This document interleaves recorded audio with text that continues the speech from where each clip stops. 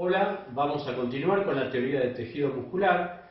En este caso lo que vamos a ir haciendo es ir desde lo macroscópico hasta lo ultraestructural. Justamente esta semana en el seminario también se trata el tema de escalas. En esta materia hay que prestarle bastante atención a en qué segmento de la escala estamos analizando cualquier cosa. Si es algo macroscópico, si es algo microscópico, pluricelular, unicelular, si es una célula, si es una parte de la célula, si es una macromolécula que puede estar adentro o fuera de la célula. Bien, todo eso es lo que llamamos problemas de escala, que atraviesan toda la asignatura. Y en este caso lo vamos a empezar a trabajar para el músculo. Acá tenemos un esquema de la escápula, el húmero, el cúbito y el radio, ¿sí? Y el bíceps.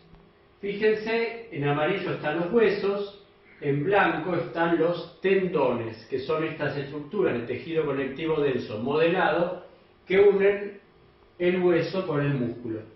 Bien, ahora concentrémonos en la parte contráctil del músculo, lo que llamábamos el vientre muscular. Bueno, esta es una estructura alargada. Ahora cuando la analizamos, ¿sí? Vamos a ver que un músculo está formado por varios fascículos, ¿sí? Un fascículo es un haz. Puede ser un fascículo muscular, un fascículo nervioso, vamos a ver distintos fascículos en la materia. Un haz o un fascículo es un conjunto de cosas alargadas que están dispuestas aproximadamente en paralelo. Entonces, el músculo está formado por varios fascículos. Cada fascículo está formado por muchas células. Entonces, este es el músculo, este es un fascículo, acá está la ampliación del fascículo, esto es una sola célula, ¿sí? Ahora, si yo amplío a esta célula, me encuentro que tiene miofibrillas, que son estructuras formadas por proteínas que también son alargadas.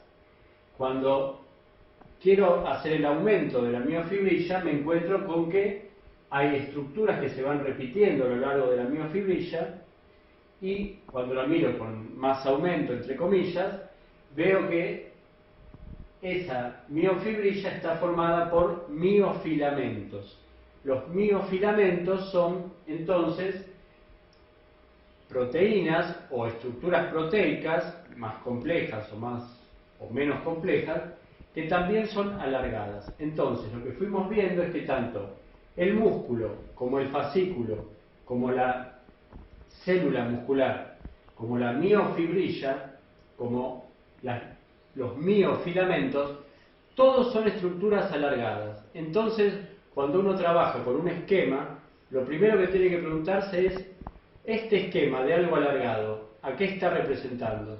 ¿Al miofilamento, a la miofibrilla, a la célula, al fascículo o al músculo? Bien, ahora vamos a ver qué forma tiene esta célula. Y en tejido muscular siempre hay que mirar a la célula, de cualquier tipo de músculo que sea, en dos cortes. En el corte longitudinal y en el corte transversal. Cuando hago el corte transversal de la célula muscular esquelética, veo que es un poliedro, no es un cilindro con sección circular. Eso es interesante de ver. La célula es alargada, con extremos romos, es decir, que el extremo no tiene ni punta ni filo, y la sección transversal es poliédrica. Una característica muy importante de la célula muscular esquelética es que tiene muchos núcleos. Y esos núcleos se disponen en forma periférica. ¿A qué se debe esto? Se debe a que la célula muscular esquelética se forma a partir de muchas células pequeñas, cada una tiene un núcleo y se llama mioblasto.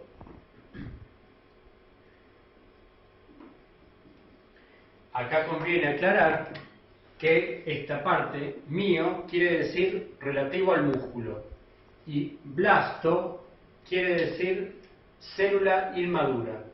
Entonces, cada mioblasto es una célula pequeña que tiene un núcleo. En la etapa embrionaria y fetal de la persona, esos mioblastos se juntan para formar una gran célula alargada. Las células musculares esqueléticas pueden ser muy largas, por ejemplo, cerca de 50 centímetros. Eso es muchísimo para lo que es la escala humana, ¿sí?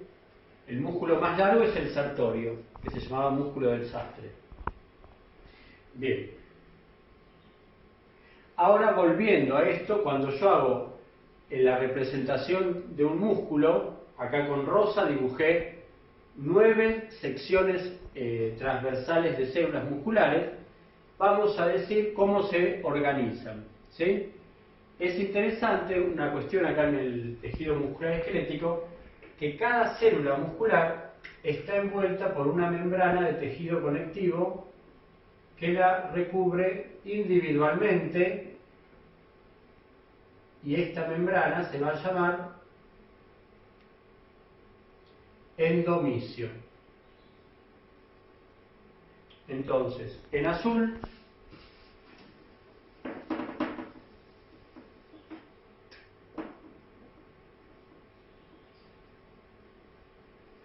el endomisio. A su vez, estas 4 células pueden estar formando un fascículo, uno de esos conjuntos que forman el músculo. El fascículo va a estar envuelto por una estructura de tejido conectivo que se llama perimisio. En este caso vamos a esquematizar 2 fascículos envueltos por el perimisio. Y por último, todo el músculo va a estar envuelto por una estructura de tejido conectivo denso que se llama epimisio. ¿De acuerdo? Esto lo podemos también ver en la figura 14 del diccionario de la cátedra. Fíjense cómo está representado a las distintas estructuraciones jerárquicas del músculo. El músculo contiene fascículos, los fascículos contienen células, las células contienen miofibrillas, las miofibrillas contienen los miofilamentos. A su vez, el músculo, el fascículo y la célula muscular individualmente van a estar envueltas por tejido conectivo que se va a llamar epimisio, si envuelve a todo el músculo, perimisio cuando envuelve al fascículo y endomisio cuando envuelve a la célula muscular individualmente. Esto es muy importante porque en el tejido muscular esquelético cada célula muscular está separada de la otra, no hay uniones célula-célula. Y esa separación la hace el endomisio. Fíjense que esta foto es muy linda. Es de un preparado de microscopía electrónica en que con algún tratamiento eliminaron a las células. Y lo que está representado acá, que parece como una especie de panal, es el endomisio, que está principalmente formado por fibras reticulares.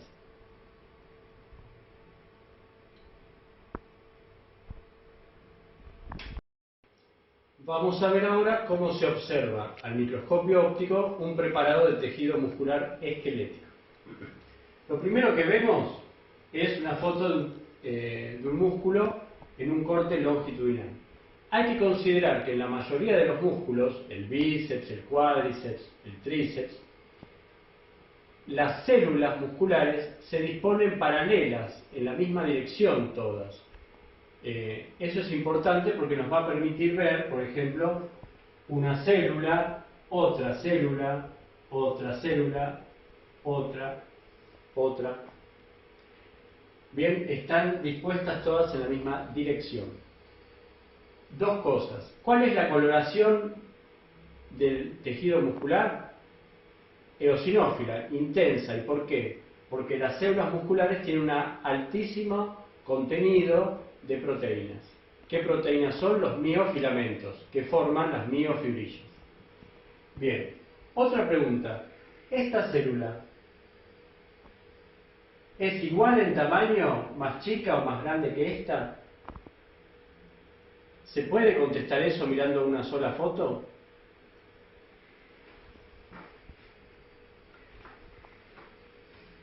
Para tener más información vamos a comparar el corte longitudinal con el corte transversal del mismo músculo. ¿Qué ocurre? Que como las células son poliédricas, un corte podría pasar por aquí, por ejemplo, y me daría esta sección, esta y esta, o podría pasar por acá. Entonces, esta célula se vería relativamente grande, esta célula mucho más pequeña y esta un poco más grande.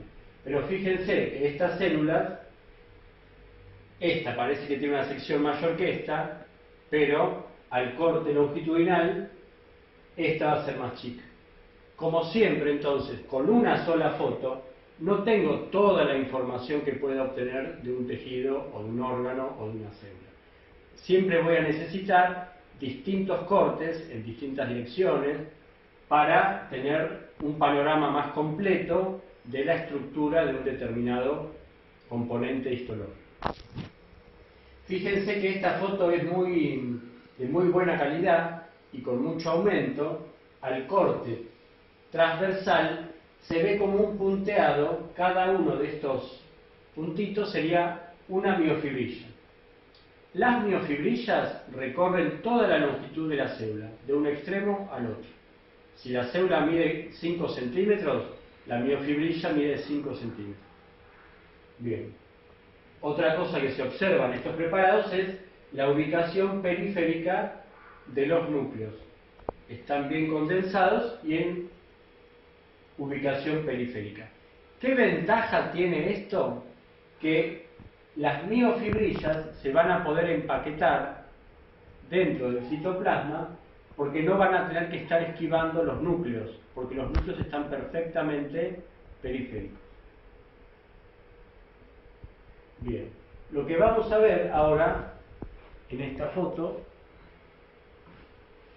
de vuelta en el corte longitudinal, es el famoso bandeado o estriado transversal. ¿Qué quiere decir?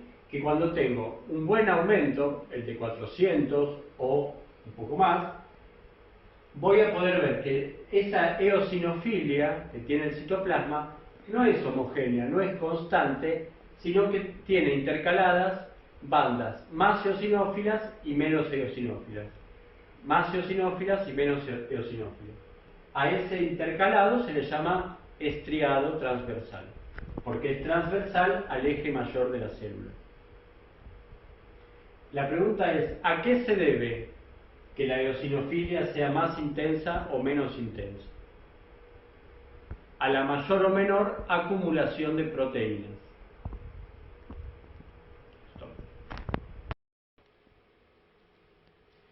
En la mayoría de los músculos, entonces, todas las células son paralelas.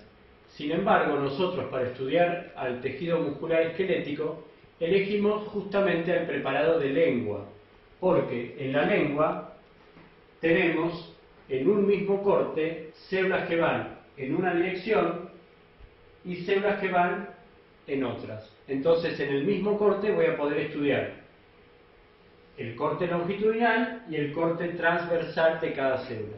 ¿A qué se debe esto? A que la lengua es un órgano que tiene mucho músculo esquelético con fascículos en distintas direcciones. La ventaja que tiene esta diversidad de direcciones es que le permite a la lengua hacer un montón de movimientos diferentes. Extenderla, plegarla, enviarla hacia un lado o al otro. Esto se puede hacer porque hay fascículos en muchas direcciones en el mismo órgano. Y para nosotros también resulta una ventaja a la hora de elegir un preparado para estudiar el músculo.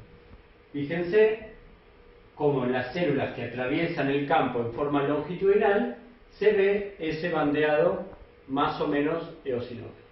Lo que vamos a tratar de explicar ahora es cuál es la estructura que tienen las los miofilamentos y otros componentes del sarcómero para manifestarse de esa forma al microscopio óptico. Vamos entonces ahora a definir al sarcómero. Decíamos que la miofibrilla es tan larga como la célula muscular.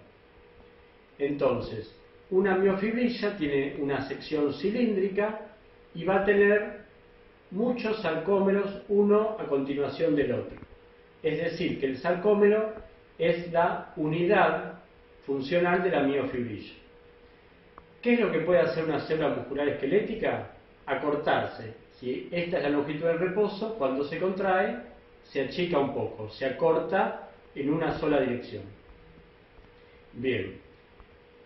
Eso puede ser macroscópico. Un músculo que mida, por ejemplo, 18 centímetros, al contraerse va a medir 15 centímetros. Esos 3 centímetros de diferencia se dan porque a lo largo de la célula, a lo largo de la miofibrilla, cada sarcómero se va a achicar un poquito.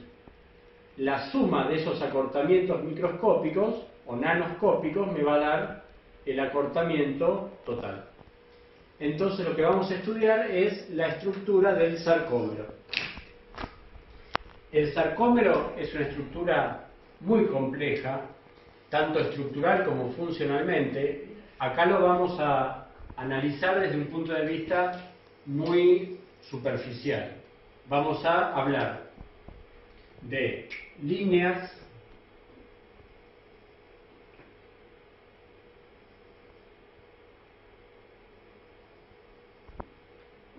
que vamos a llamar Z y líneas M.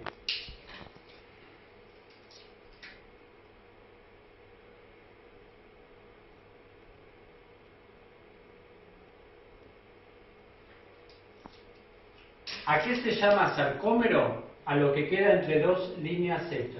Piensen que si acá arrancara una miofibrilla, terminaría muy lejos allá en el otro extremo de la célula. ¿Qué voy a tener a lo largo de esa miofibrilla? Miles de sarcómeros. ¿Sí? ¿Qué es lo que genera confusión en general cuando uno estudia esto? Que el sarcómero es una estructura tridimensional. Es como si fuera una lata de atún, un cilindro muy corto, ¿sí? Pero lo vamos a representar como si fuera un plano. Entonces, en realidad, lo que yo llamo línea Z es un disco, es como si fuera una de esas caras de la lata de atún. Y lo mismo para la línea M, no es una línea, sino que es un disco de sección circular. ¿De qué están formadas estas estructuras que se llaman línea Z y línea M? De proteínas. ¿Sí? Proteínas insolubles en agua. Bien, ¿para qué sirven estos discos que se llaman líneas? Para inserción de otras proteínas, de otros miofilamentos. Entonces, en la línea M se van a insertar los miofilamentos gruesos que están formados por miosina, por moléculas de miosina. Y los estoy representando en color azul. La línea Z sirve de inserción a los filamentos finos, que tienen como proteína muy abundante a la actina. Además de actina, el miofilamento fino tiene otras proteínas.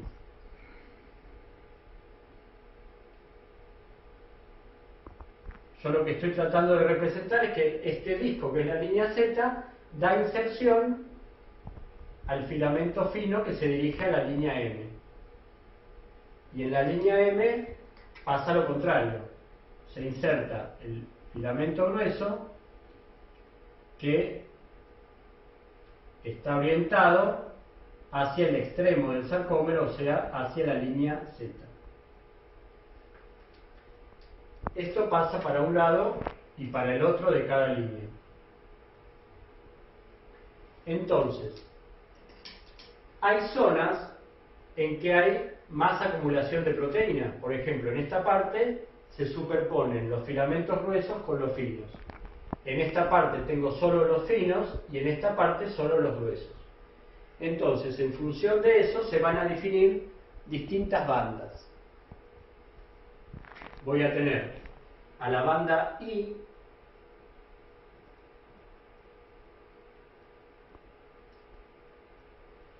que es la región del sarcómero en que solo hay filamentos finos, e incluye a la línea Z. Y la zona donde más acumulación de proteína hay se va a llamar banda A. Pero la banda A, que sería todo esto, fíjense que no es completamente igual, porque tiene partes en que solo hay filamentos gruesos y tiene partes en que los filamentos gruesos se superponen con los filamentos finos.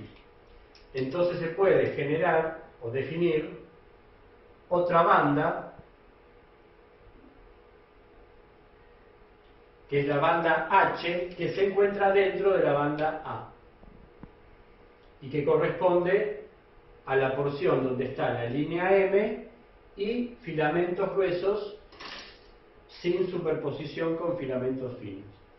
Entonces, de lo complejo que es el sarcómero o la miofibrilla, lo estamos simplificando muchísimo para explicarlo simplemente con dos líneas, la línea Z y la línea M, y con tres bandas, la banda A, la banda I y la banda H.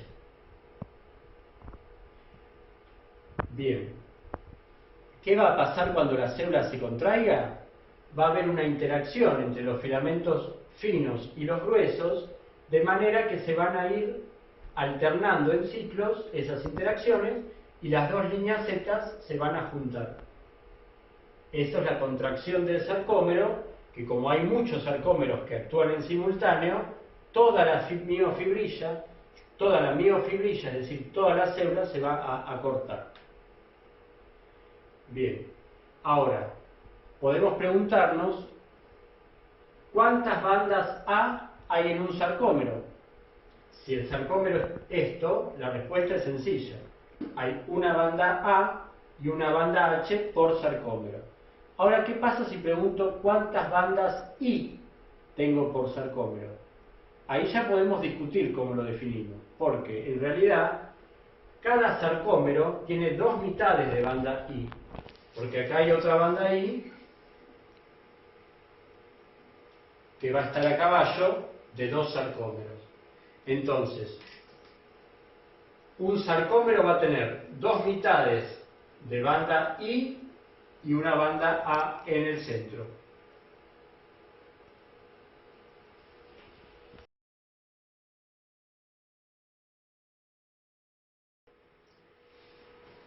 Una cuestión que está muy bien descrita en los libros de histología y también de fisiología es el mecanismo o los mecanismos que se ponen en acción para que el sarcómero se acorte y que toda la célula se acorte. Esto es súper complejo y escapa al nivel de nuestra materia. Así que no nos vamos a enfocar en esos mecanismos, pero sí en algunas estructuras histológicas que permiten que esos mecanismos se verifiquen. Por un lado, la contracción es un movimiento activo, entonces va a requerir consumo de ATP. Esto lo van a proveer las mitocondrias, no nos sorprende y ocurre igual que en otras células. Pero otro ion, o un ion que es muy importante, es el ion calcio. El ion calcio es un mensajero intracelular. A veces se dice que es el segundo mensajero, ahora vamos a explicar por qué. Cuando el calcio, que normalmente en cualquier célula se encuentra en muy baja concentración en el citoplasma, aumenta, pasa algo. Si es una célula epitelial y aumenta el calcio en el citoplasma, esa célula va a secretar algo. Si es una neurona, va a tener un potencial de acción y va a liberar neurotransmisores. Si es una célula muscular y aumenta el calcio en el citoplasma, se va a acortar. Entonces, tienen que existir mecanismos y estructuras que permitan controlar muy finamente la concentración citoplasmática del ion calcio. Y entonces,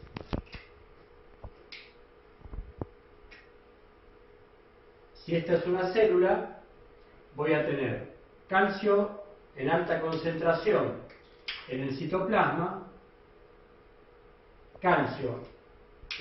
en el medio extracelular, calcio en muy baja concentración dentro del citoplasma, pero la célula puede contener organoides que acumulen calcio.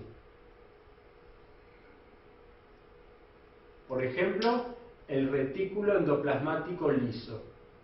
Entonces, la pregunta es, ¿de dónde va a venir el calcio necesario para la contracción? ¿Del medio extracelular o del retículo? En el músculo esquelético, en la célula muscular esquelética, esta vía no existe. A pesar de que el calcio en el medio extracelular se encuentra en muy alta concentración, no hay canales que lo hagan entrar. El cambio en la concentración de calcio se va a deber al calcio que pasa del retículo al citoplasma. Y luego, inmediatamente, de la contracción tendrá que ser recaptado por el retículo. Entonces, ahora vamos a este esquema de una célula muscular esquelética. Lo que tenemos es, por un lado, en anaranjado, distintas miofibrillas. Esto es un segmento de célula. Tiene 1, 2, 3, 4, 5, 6, 7, 8 miofibrillas que la recorren a lo largo. Se observan 2 núcleos, ¿sí? Estas en verde serían mitocondrias,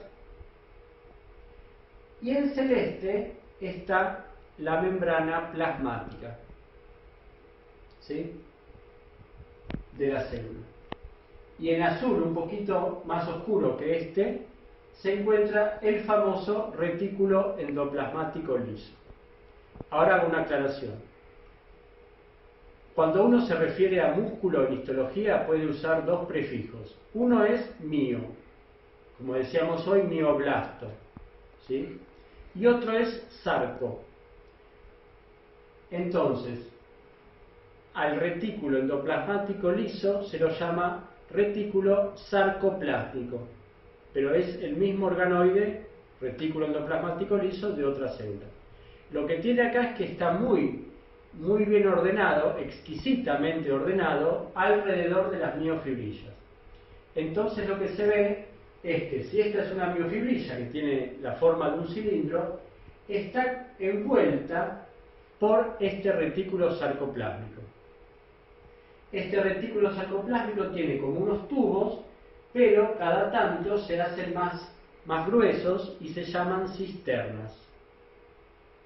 Ahora fíjense una particularidad muy típica o exclusiva de la célula muscular, que es que, de la célula muscular esquelética y cardíaca, nada más, que la membrana plasmática no es como una bolsa que envuelve externamente a la célula y nada más, sino que esa bolsa cada tanto tiene como estos poritos que se ven acá y representan o son túbulos que recorren al espesor de la célula en forma transversal.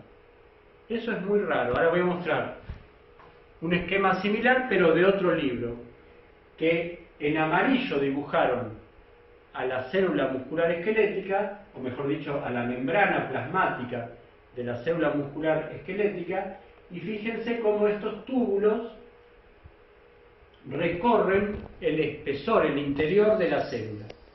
Y si tienen una luz, en esa luz lo que hay es medio extracelular.